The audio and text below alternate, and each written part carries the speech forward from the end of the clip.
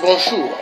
Là, toujours sur les biens mal acquis, Sassou Nguesso et les 40 voleurs ne connaissent pas la rupture.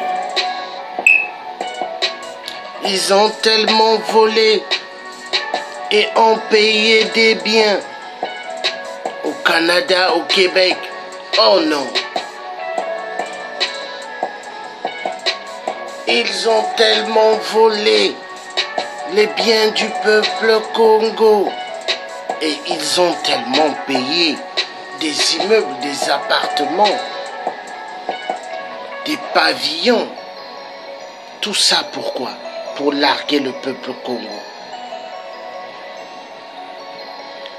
Incroyable.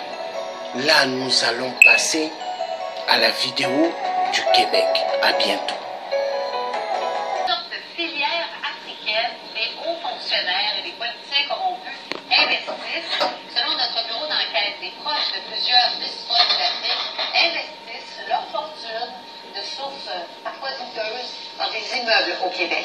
Yves Poirier raconte. Du haut du Mont-Royal, l'un des plus beaux points de vue de la ville.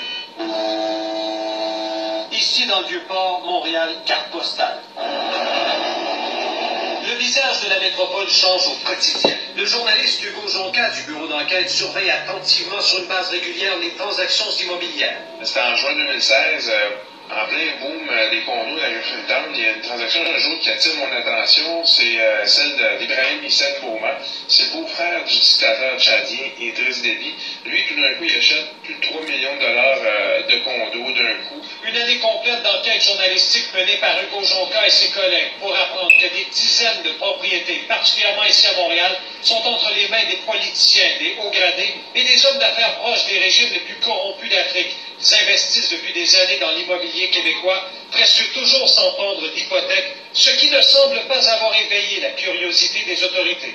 C'est des dizaines de propriétés, mais c'est une quinzaine de personnes, puis il y en a pour plus de 30 millions de dollars. Vous avez bien entendu autour de 35 millions de dollars de propriétés achetées au Québec par des individus qui, pour la plupart, ont fait l'objet d'enquêtes pour divers délits ou crimes financiers, soit dans leur pays d'origine, soit en Europe, où les procès sur la corruption de despotes africains se multiplient. On vous amène à l'île des Sœurs, rue O'Reilly, un condominium d'1,6 million de dollars détenu par Rachida Kaba. Son mari, Tite Kaba, est soupçonné d'avoir produit un faux titre foncier au Congo-Brazzaville au bénéfice d'un proche du dictateur Denis Sassou Nguesso. Le couple Kaba a transigé pour près de 4,5 millions de dollars en propriété depuis 2008 à Montréal et dans les Laurentides, mettant la main notamment sur cette somptueuse demeure de plus d'1 million de dollars à Piémont. D'autres exemples des recherches approfondies du bureau d'enquête. À Gatineau, 2 immeubles d'appartements détenus par Jean-Jacques Bouillard, un ministre congolais au cœur des pires systèmes de corruption d'Afrique. Il est parvenu à dépenser près d'1,5 million de dollars dans le secteur Elmer. Wilfrid Nguesso, fils de dictateur, il est propriétaire de cette maison d'1,4 million dans Ville-Mont-Royal. La France vient de l'arrêter pour blanchiment de détournement de fonds publics. La tour de Condotel Le Cristal, où Voltaire Bressétou Bami détient 2 unités, un homme d'affaires sous la loupe des autorités anticorruption françaises. Son investissement au centre-ville, près d'1 demi-million, sans hypothèque. Si en Europe, les autorités ont lancé la chasse aux biens mal acquis, au Canada, non seulement l'expression n'existe pas, mais personne ne pose encore la question à ces investisseurs. Yves Poirier, TVA Nouvelle, Montréal.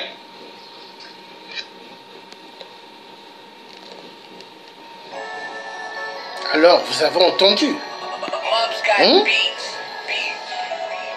les biens mal acquis. Oh non, le clan Nguesso enfoiré de merde. Ils ont volé.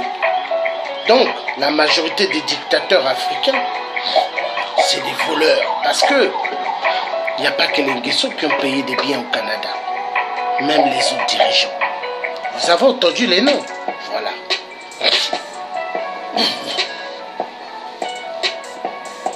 Est-ce que nous allons nous taire? Non. Nous allons toujours parler. Car nous sommes des vrais résistants. Nous voulons la justice, qu'elle soit faite. Vive le peuple Congo, vive le peuple africain, vive le peuple de Dieu. Oui, Nous allons plus accepter les conneries de la France-Afrique de merde. Nous allons plus accepter les conneries de la conférence de Berlin 1885. Ils avaient fait une table ronde, et ils se sont partagés l'Afrique exactement comme des gâteaux tartes, exactement comme chaussons aux pommes. Alors, quand vous payez un chausson aux pommes, si vous êtes à deux, l'autre a besoin, tu le couperas une partie. C'est comme ça qu'ils ont fait. Ils se sont partagés l'Afrique comme ça. Alors, nous leur disons,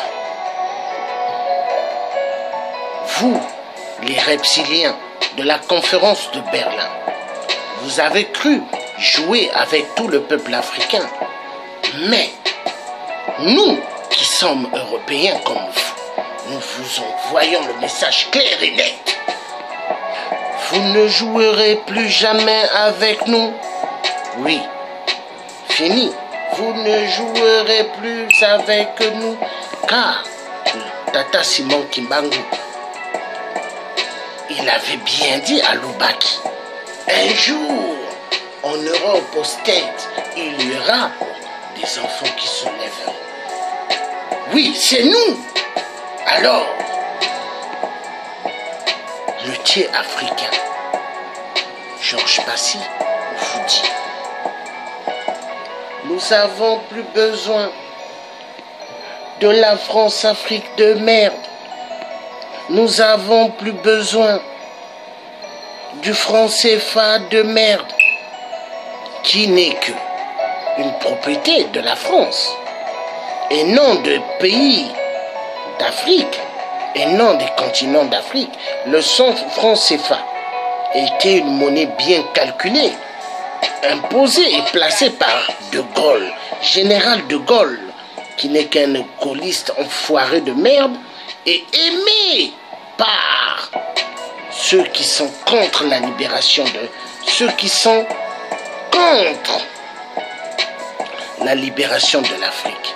Et ils veulent que l'Afrique reste toujours sous les talons des gaullistes. Alors, peuple Congo, peuple africain, nous devons nous défendre. Le franc CFA, nous avons dit quoi? Nous ne voulons plus de cette sale monnaie. Oui, car cette monnaie appauvrit toute l'Afrique. Cette monnaie fait à ce que pas mal d'enfants des pauvres ne peuvent pas aller à l'école parce qu'ils n'ont pas des moyens pour payer les études. Et il y a des parents riches qui ont participé au jeu des colonisateurs d'empêcher leurs enfants de ne pas aller loin dans les études parce que leur objectif, ces gens-là, soi-disant des grands hommes d'affaires qui ont eu de l'argent en Afrique, il y a pas mal qui ont bloqué leurs enfants à ce que leurs enfants ne deviennent pas des gens comme leurs enfants disaient, j'aimerais plus tard être médecin ou pilote. Ils ont bloqué les enfants parce qu'ils savaient que les enfants là, s'ils les aidaient, les enfants là allaient les dépasser. Pauvres de vous, enfoirés de merde, il y a pas mal de parents qui ont contribué au jeu de l'homme blanc. Mais vous le payerez cher, cette vie. Nous venons sur terre, nous sommes que des passagers. La terre appartient à personne. Tout ce qui se trouve dans ce monde appartient à Dieu. Et Dieu est le maître des maîtres de toutes choses. Voilà. La vérité doit être dite, enfoirés de merde.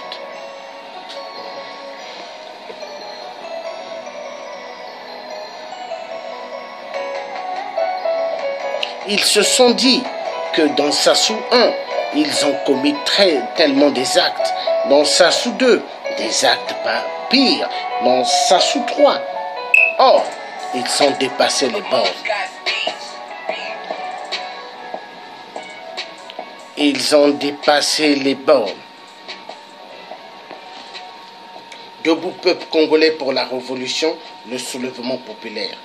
Cela vient de Thiers africain, Georges Passy qui vous envoie l'alerte générale. Peace and love. Peace and